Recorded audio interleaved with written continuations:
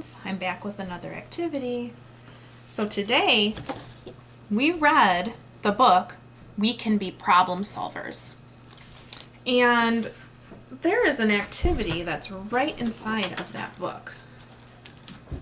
It says, let's try being a problem solver.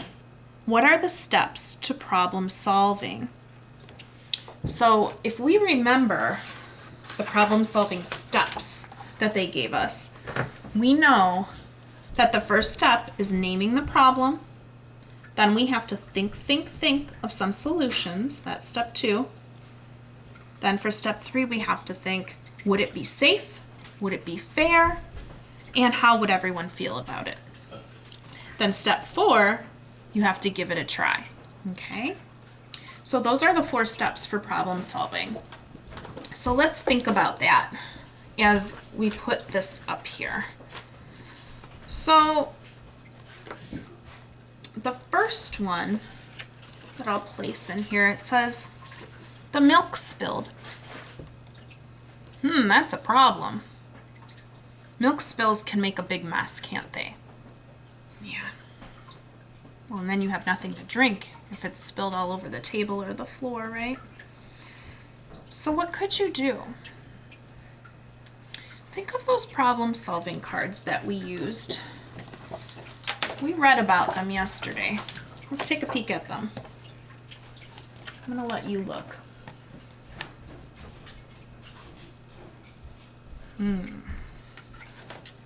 So I'm wondering if we have this problem here, first we have to say, what is the problem?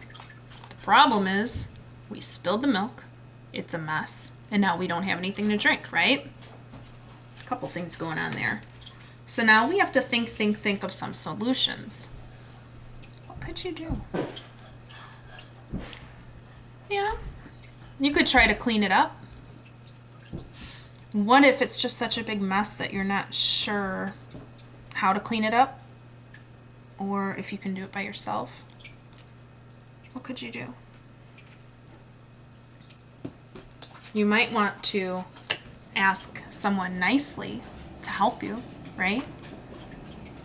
That would be some possible solution to that problem. When you ask somebody for help, you could say, please, could you help me? Just like this little girl is saying, please help me tie my shoes.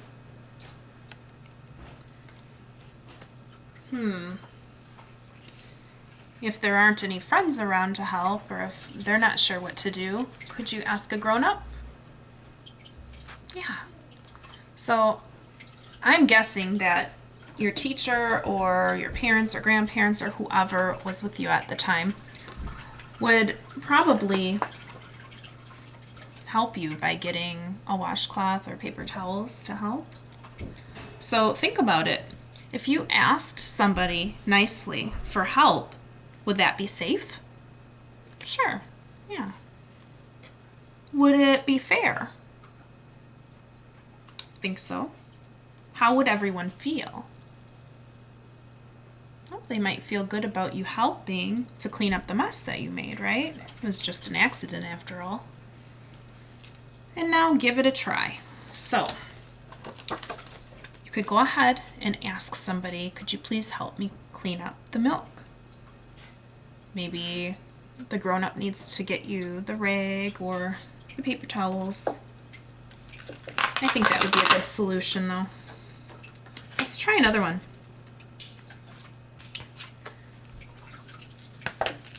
All right, let's be a problem solver with this one. The little boy here is saying, give it to me, I want to do it. But the little girl is playing with this game and saying, no, I was here first. Has this ever happened to you before? Where you really wanted to play with something and somebody else was playing with it first? Yeah, it happens sometimes. So let's go through those steps and let's think. What is the problem? Well, the problem is they both want to play with the same thing, right? But she has it. And he's just kind of yelling about it, right? So think of some solutions. Let's think of some of these problem-solving cards. This one says, wait and take turns. So he could wait. He seems pretty upset right now, but he could just wait until it's his turn, until she's done.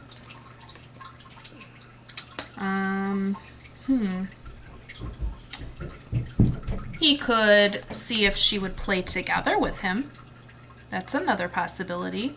Maybe she would allow him to do a few of the shapes in the shapes order.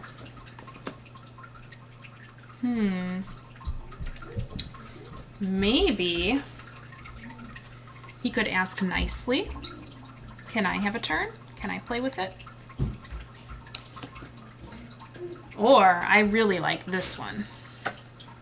It says, ask, may I have it when you're done? I like when I hear kids asking this question. Instead of saying, I want it right now, they can see that someone else is playing with it and they're not done, and they can just say, may I please have it when you're done? That's a polite way to ask, right? And maybe if that little girl's having a hard time with taking turns, maybe they can get a timer. This is another one I like a lot. Get a timer.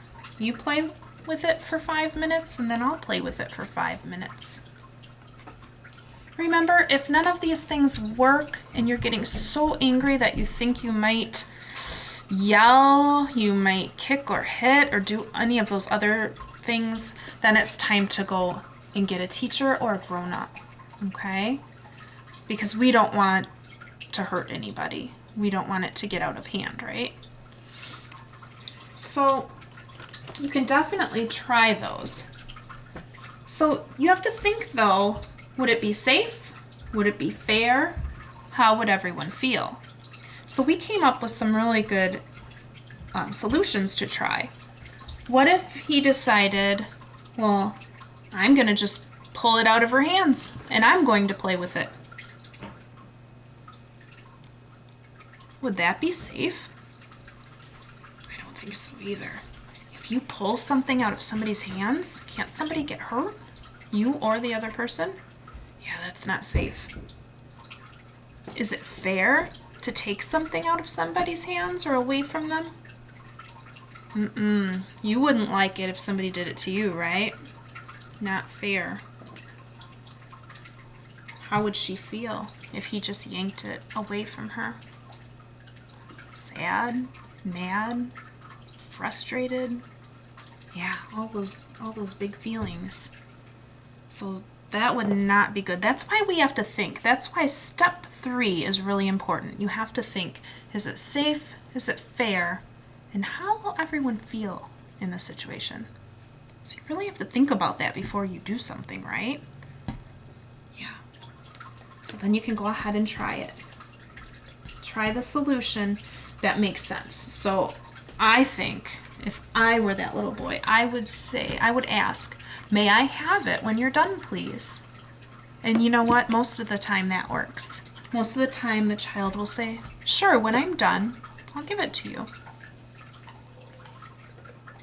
If not, you always go and get an adult. Let's try another one. Oh boy. Shows a little boy doing a puzzle. He can't get the puzzle piece in.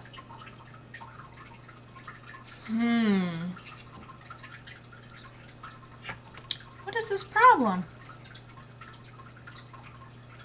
Can't make it fit, right? He can't get the puzzle done. Do you think he's getting a little frustrated? Could be.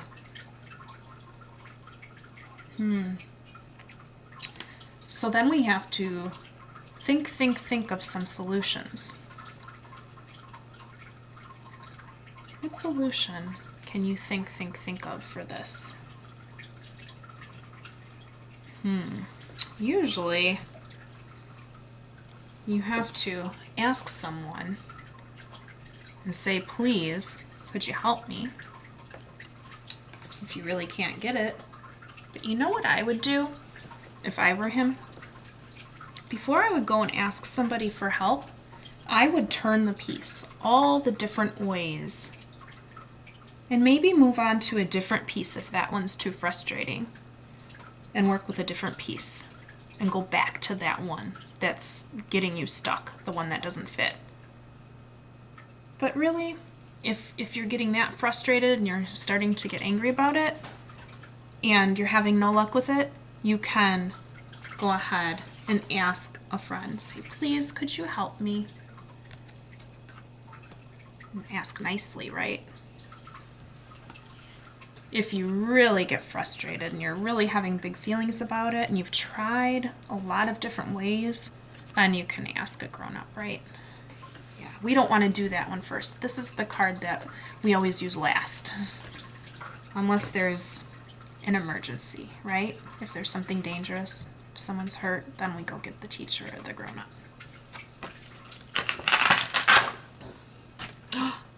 Oh, I think I just gave a clue to our next one. Let's look at it. This one says, he fell and is bleeding. So if you or somebody that you were playing with fell down and there was blood, someone got really hurt and there's blood, is that something where you should use one of these cards and you know, ask nicely, say please? No. When there's an injury, when someone gets hurt, that's when we pull this card right away, right?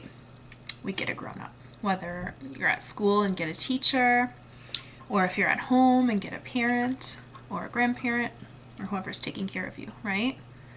Yeah. Anytime we have a big emergency where someone's really hurt or there's something very dangerous happening, that's when we get our grown-up right away.